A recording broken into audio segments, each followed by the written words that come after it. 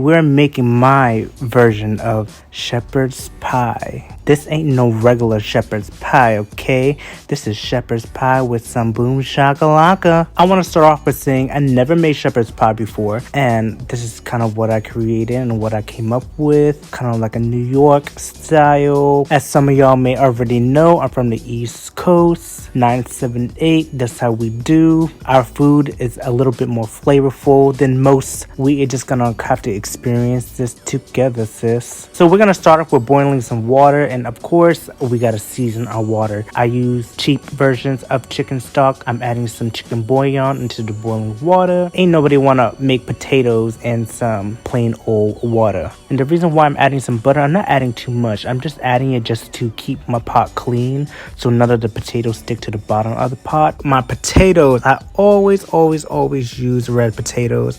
I'm using about like 8 of them. Just cut them up into little cubes so they can cook all evenly around. And I always keep the skin on too, because the skin makes it look so nice and pretty. Now here I bought an onion, and then I found like this old onion in my fridge. I was like trying to decide if I should use it or not. But I was like, why am I gonna sit here and waste an onion? So I was just like, let me just use the old one. So I'm just cutting off all the like nasty parts, taking off a layer of onion, and then I'm just chopping it up, cutting it up into, you know, a saute type feel, saute texture. I don't really know how to describe it.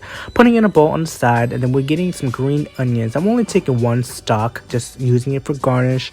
Y'all know me with my scallion. I don't know why. It's like it's an addiction of mine. Can't live without it. Can't cook without it. So we're moving on to the potatoes again. Once again, we're throwing it in a pot. Try not to burn yourself, because I kept burning myself and it just kept splashing back. Yeah, almost died there a little bit, but it's okay. So moving on to the ground beef. I'm using ground beef, matter of fact. Personally, you can use whatever you would like. Ground turkey, ground whatever, ground whatever. We're gonna wait for this oil to heat up. You want this oil to heat up to a very nice temperature, a frying temperature, and then we're gonna go ahead and throw in our onions. Oh my goodness, our onions, they're gonna smell so good in this oil. You see how hot the oil is, and you just throw in those onions.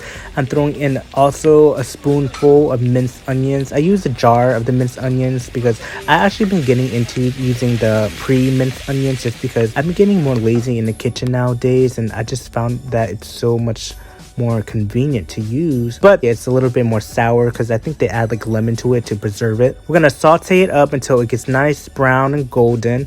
Then we're gonna add in our ground beef. Finally, our ground beef. So we're just gonna break it up a little bit. You see, I'm struggling with this spoon, and this is why it's very important to get a nice spoon to cook. Actually, go ahead and switch the spoon out to my little tiny rice cooker spoon. It has a little swoop. This is meant for rice, but I've used it for other things too. You see how easy it is to just pick it up on the side and flip it over. Makes less of a mess. And you definitely want to like hammer out your meat, break it up a little bit. So we're going in with a little dash of Sazon total. You know, we can't live without our Goya. Maybe like 2 or 3 dashes back and forth. And just for informational purposes, but you don't own this, for all my California people, because these are the ingredients on the back. If you want to pause and take a look at it, the California people, they just don't fucking use Goya for some reason. The Mexicans, Puerto Ricans, Dominicans, they all cook different from each other. They all use different types of ingredients. But all my New Yorkers, y'all know. We're gonna move on with some Italian seasoning. I just use a dash. I know it's what's hard to see, but I couldn't get it to focus, so I gave up. Then a little bit of dash of cayenne pepper. You know, we gotta get that heat and that spice,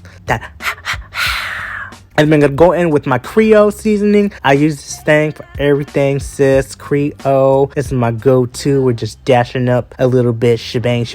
And then we're gonna go in with our Sazon, sis. Put the whole packet up in there. Don't be scared of the Sazon. Don't use half. Don't use a quarter. You gotta use the whole thing, sis. Then sprinkling in some thyme. Not too much. Thyme is very, very strong. And just put a dash. Then we're just gonna mix it together, and look how like it gets so fragrant. The color is nice. The color changes to a nice golden, like a bronze color, you know. And you don't want to season your meat right away. You kind of want to season your meat when it's like almost cooked. I think that's like a Dominican thing, because I learned that from like a Dominican mom. I don't know why they do that, because they say that the flavor sticks better. But I got into the habit of doing it because that's just how I was told since I was a kid. Taste testing, seeing what it's tasting like. I added a little bit more of the Creole seasoning because I didn't think it was enough. And then we're gonna go in with some sugar. It's not gonna make it sweet. Just add 2 dashes of sugar. It's just gonna even it out. It has a hint of something. Or I added in some flour. The flour is gonna help thicken up that oil all on the bottom and make it kind of like a gravy type. And then I had some extra carrots in my fridge because I made egg rolls the other day, so I just added it in just because I didn't want to waste it. And you know, I've seen some people put carrots in their shepherd's pie too, so just adding it in just a little bit, just adding it how it is. I didn't cut it up too special. I turned off the heat and just let the heat of the meat cook the carrots. So this is my potatoes. I took the potatoes out. I would say like 15-ish minutes, 20-ish minutes. I like them a little bit softer. Again, we're gonna go in with our Creole seasoning, just a dash, because this is the mashed potatoes. We want it to be lightly seasoned. I'm going in with some scallion and then going in with some parsley. You kind of want to add a good amount of parsley into this, adding just a dash of black pepper and just a couple dashes of garlic powder just to give it that pop. And then of course I already boiled the potatoes and chicken seasoning, but I just had to add some more just to get that raw chicken seasoning. And then I'm going in with some butter. You don't want to season too much because I'm using salted butter. Put 2 scoops of that. This is kind of how I make my regular mashed potatoes on a regular day, minus a few ingredients. And then I got my sour cream. I'm putting half of the container of sour cream in there, not the whole thing, just half. You don't want it too watery. Got my Laughing Cow cheese, my Asiago cheese. I'm going to add 2 triangles of those. Now you want to just add a splash of milk because the milk is cold. You don't want to cool down your potatoes. You want everything else to melt in first. The milk is just going to help it be more flexible to work with. The mashed potatoes is what helps even out everything. You want to get a very seasoned meat and then kind of like a plain, not too plain, just like something to cool down all the flavors from the meat. So we're going to go ahead and stir this up. Take your spoon and kind of hammer this out. You don't really need a potato masher because the way I cook the potatoes, when you cook your potatoes in the right temperature, you don't need a potato masher. And that's the real tea of mashed potatoes, y'all. And then gonna add another splash of milk, one at a time. This is my second splash and I'm gonna add it little by little. So you see here, I'm putting another splash. It's okay if it's too watery because there are ways where you can thicken it up, which I'm going to show you after. The process of shepherd's pie is a little bit different than regular mashed potatoes. I'm going in with some Parmesan cheese just to give it a little bit of tang, a little bit of flavor. And then I'm going in with a little bit of extra of the Creole, and then I'm topping it off with some cayenne pepper. And then there we go, our eggs. Our eggs is what's going to help really thicken and bind this together because when you put it in the oven, it just keeps this mashed potato form and it keeps it in that pie cake form that we are looking for. Because again, this is shepherd's pie. Y'all ever ate shepherd's pie, y'all know it comes in like slices and dices. And I added another egg just in case because I thought my mashed potatoes was just a little bit too watery. So for like regular mashed potatoes for like Thanksgiving or something, I would say this is a little bit too watery for me. I would add maybe just a tad bit less milk. And we're gonna go ahead and grease that pan. This is very important because this is the way how you're gonna have your pans last longer. I mean, there's gonna be grease in the meat anyways, but most important part of greasing this, you definitely want to get inside the cooks and crannies, like the corners of the pan, like I'm doing here, because that's where the potatoes are going to be. You don't want the potatoes to stick to the sides of the pan. This is what's going to help you keep everything nice and clean. And as you see here, I'm just evenly spreading out the meat. I'm just using scoops by scoops, spreading it out one by one just to get it evenly coated. And then I'm like just filling in the gaps of the empty spaces that I missed. You just want to make sure everything looks nice and even and nice and pretty and perfect. This is a pie, you know, you're gonna make your meat pie. Now what I'm doing, I'm taking the back of my spoon and just getting the meat all in the nice corners, getting all around the edges, and then I'm spreading it out and I'm like flattening it out and I'm like pushing down with the back of the spoon around the corners to get it nice in formation and nice and flat and nice and just look at it. You know what I mean? It looks nice. And then what I'm doing here, I'm adding a little pop. Gotta add some excitement. I'm putting in some PEPPERJACK cheese. I'm putting it in a checkered form just because I don't want to overwhelm people with too much cheese, too much PEPPERJACK. And I'm going ahead and adding my corn. And you see,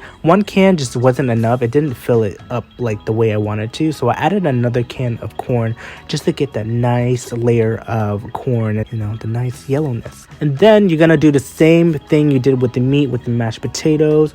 We're gonna go ahead and add them scoop by scoop. This is gonna help you have an even flat top of mashed potatoes. First, we're gonna spread this out and just spoon it out and just like, you know, have you ever frosted a cake? Well, I haven't either, but I've seen it on TV before.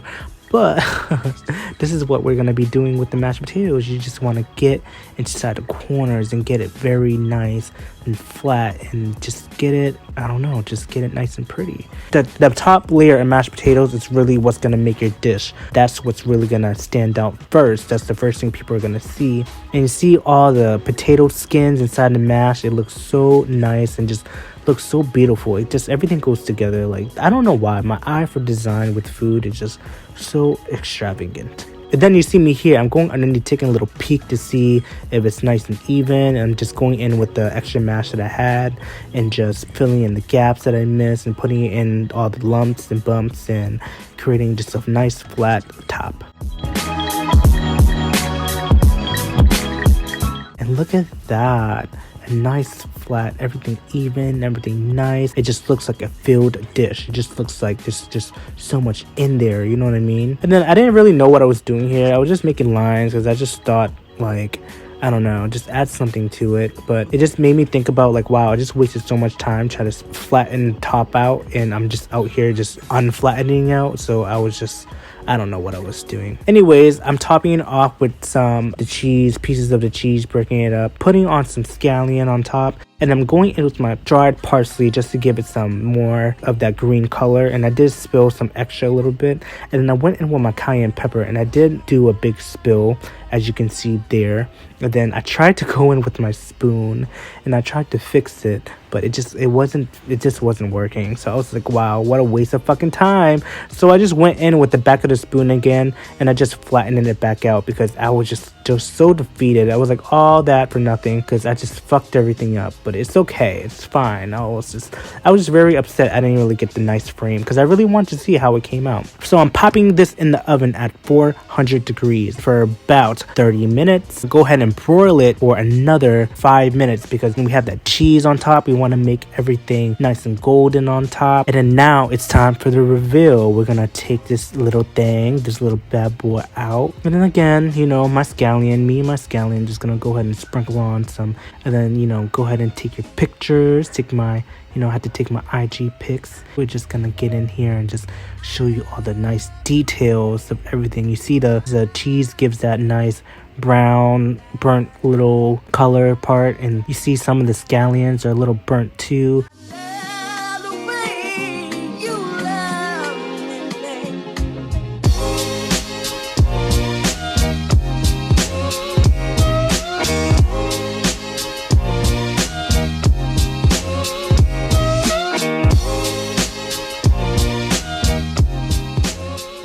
You know, when people see all that seasoning on top of your shepherd's pie or on top of any type of food, they're just gonna be like, wow, you actually seasoned this and put so much time. Anyways, you do want this to cool down. It's gonna be too watery. It's not gonna have that cake, that pie shape that you're looking for.